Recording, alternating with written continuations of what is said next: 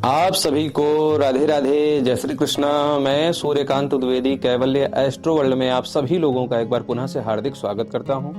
आप सभी लोगों का एक बार पुनः से हार्दिक अभिनंदन करता हूं। बात यह है कि आज सुबह माता जी का फोन आया, उनसे बात हुई और चर्चा इस बात पर हो रही थी कि माता जी की एक खास सहेली, बहुत पुरानी और खास आत्मीय सहेली थी, जिनके साथ माता जी का सुख दुख और हर प्रकार का व्यवहार चलता था।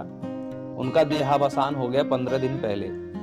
तो ये तो एक घटना थी और बहुत दिनों से बीमार थी, बहुत प्रकार से इलाज भी करवाया गया, उनकी सेवा भी की गई, लेकिन प्रकृति के जो है निर्णय को कौन समझ सकता है। तो वो जो है उनका स्वर्गवास हो गया है। तो ये तो एक घटना थी। इसी में एक दूसरी घटना ये शामिल है, जब उनके घर की शुद्धि हो गई 2-3 दिन पहले, तो अब घर में एक दूसरी बात चलने लगी है।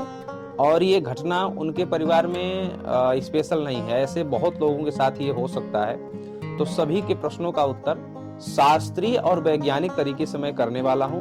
तो आप सभी लोग इसको बड़े ध्यान से सुन लीजिएगा, समझ लीजिएगा, ताकि समाज में कभी आपके सामने ऐसा दृश्य उत्पन्न हो तो आप भी इसका निर्णय तुरंत शास्त्रीय और वैज्ञानिक तरीके से वहां पर प्रस्तुत कर सकें और सही समाधान और सत्य की तरफ आप प्रवेश कर सकें। तो बात ये हुई कि जो पंडिताइन चाची हम लोग उनको बोलते थे, तो जो चाची जी के मझले पुत्र का जो है विवाह तय है।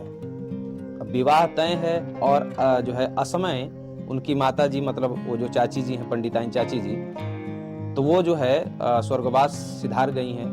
तो क्या अब ये विवाह करना चाहिए या नहीं, ये प्रश्न था। और ऐसा बहुत लोगों के परिवार में हो सकता है कि विवाह तय हो और कोई जो है परिवार का उन्हीं के डीएनए यानी कि खून का संबंधी कोई व्यक्ति हो और वो चला जाए, तो क्या वो विवाह मान्य रहेगा शास्त्रीय तरीके से, वैज्ञानिक तरीके से, या नहीं।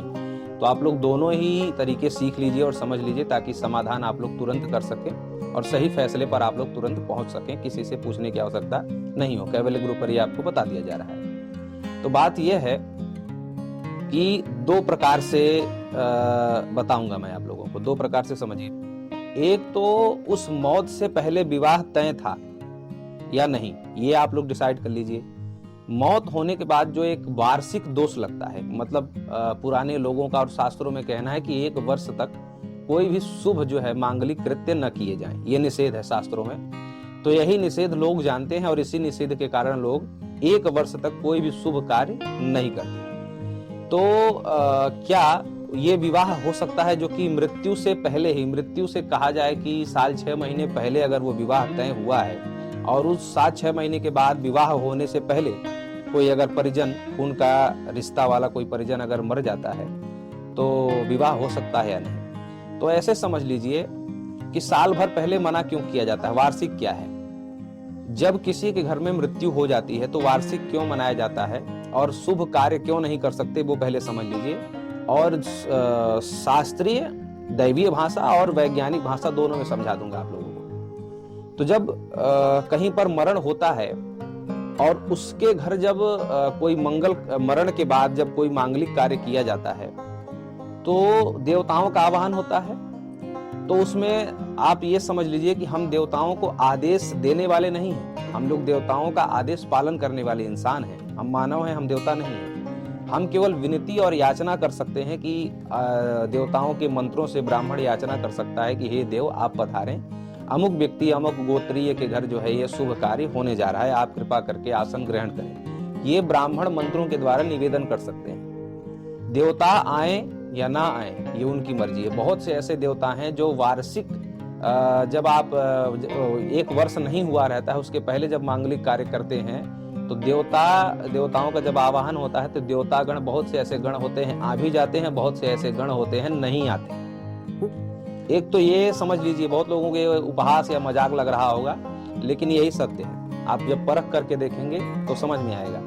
तो एक तो ये हो गया मांगलिक कृत्य न करने का, शास्त्रीय समझ लीजिए, वैज्ञानिक समझ लीजिए कि जब जिसके घर में जो है जब मृत्यु होती है तो नकारात्मक ऊर्जाएं एक्टिवेट हो जाती हैं। चाहे आप उसको पैरानॉर्मल समझ लीजिए, चाहे जैसे समझ लीजिए, नकारात्मक कुछ ऊर्जाएं एक्टिव हो जाती हैं। तो नकारात्मक जब ऊर्जाएं एक्टिव हो जाती हैं तो उसके बाद जब आप सकारात्मक कर्म करने चलते हैं तो नकारात्मक जो ऊर्जाएं हैं वो सकारात्मक कर्म को बाधित करती हैं। जिसके कारण जो है, और वो उसका जो एक समय है वो 1 वर्ष तक रहता है उन ऊर्जाओं का। वो धीमे धीमे ऊर्जाएं खत्म हो जाती हैं। जैसे कि 14 दिन तक क्वारंटाइन अभी किया जाता था, 14 दिन तक लगता था कि वो वायरस 14 दिन तक रहेगा कोरोना वाला और खत्म हो जाएगा। तो ऐसे ही उन नकारात्मक ऊर्जाओं का जो एक जो रहता है, ऑरा रहता है, वो 1 वर्ष तक रहता है, वो धीमे धीमे खत्म हो जाता है 1 वर्ष बाद। तो उसके बाद इसीलिए ऋषियों मुनियों ने लिखा कि 1 वर्ष बाद फिर आप मांगलिक कार्य कर सकते हैं। 1 संवत्सर या 1 वर्ष बाद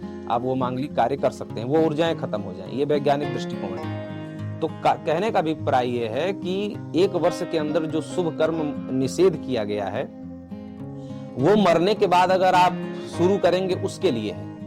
अगर उस व्यक्ति के मरने से पहले अगर विवाह तय है, ठीक है, और तय का मतलब ऐसा नहीं कि फोन वाली बात और व्हाट्सएप पे देख लिया, वो तय नहीं।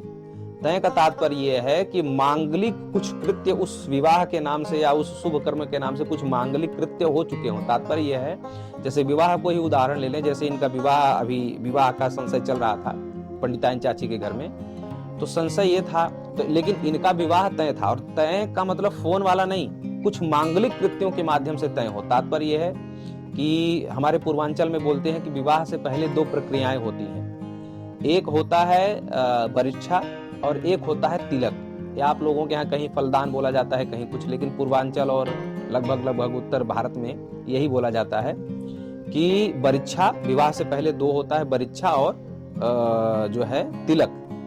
तो ये दोनों में से कोई एक प्रक्रिया, यानी कि मंत्रोच्चार की, यानी कि देवताओं तक आपका संकल्प, आपका गोत्र देवताओं के नाम के साथ और मंत्रों के साथ उच्चारण किया हुआ हो, देवताओं को पता हो कि इस व्यक्ति का विवाह होने वाला है। तात्पर्य यह है कि देवों का आवाहन हुआ हो आपके उस मांगलिक कृत्य के नाम से। फोन पर जब आप करेंगे तो देवताओं का आवाहन हुआ नहीं। फोन पर बायोडाटा वाला तय नहीं चलेगा। जो देवताओं का आवाहन करके जब आप तय होता है और फिक्स हो जाता है कि नहीं इस व्यक्ति के साथ जोड़ा जाएगा, तो वो तय माना जाता है।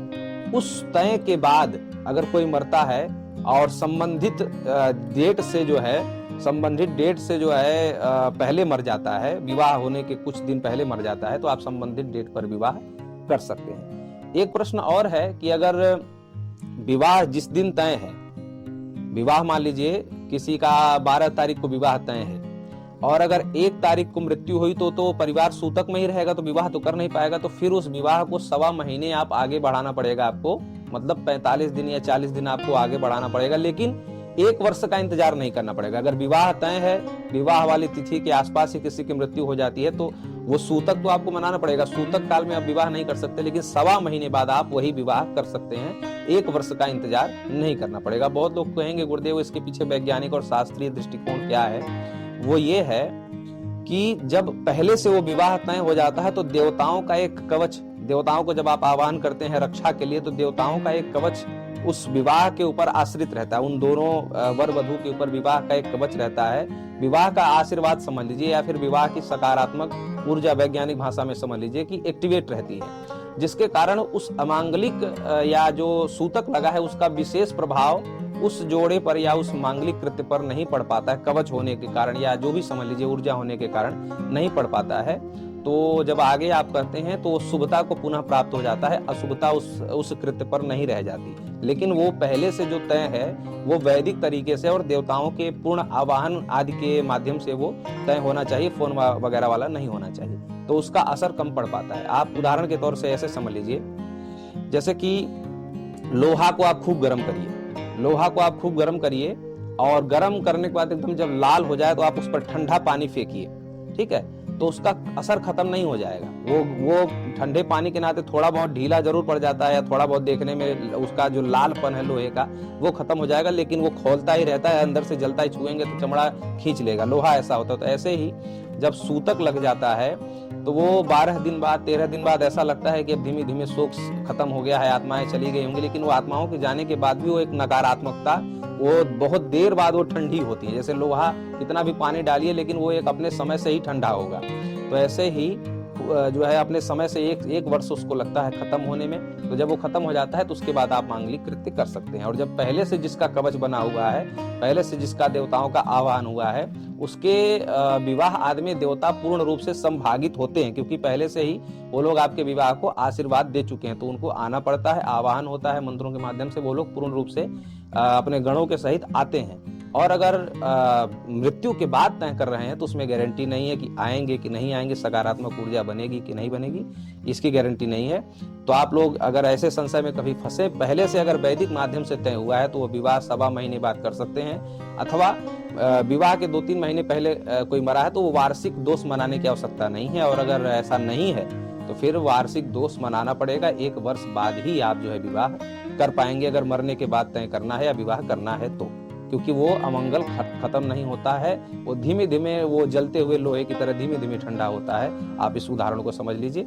फिर मिलता हूँ। राधे राधे।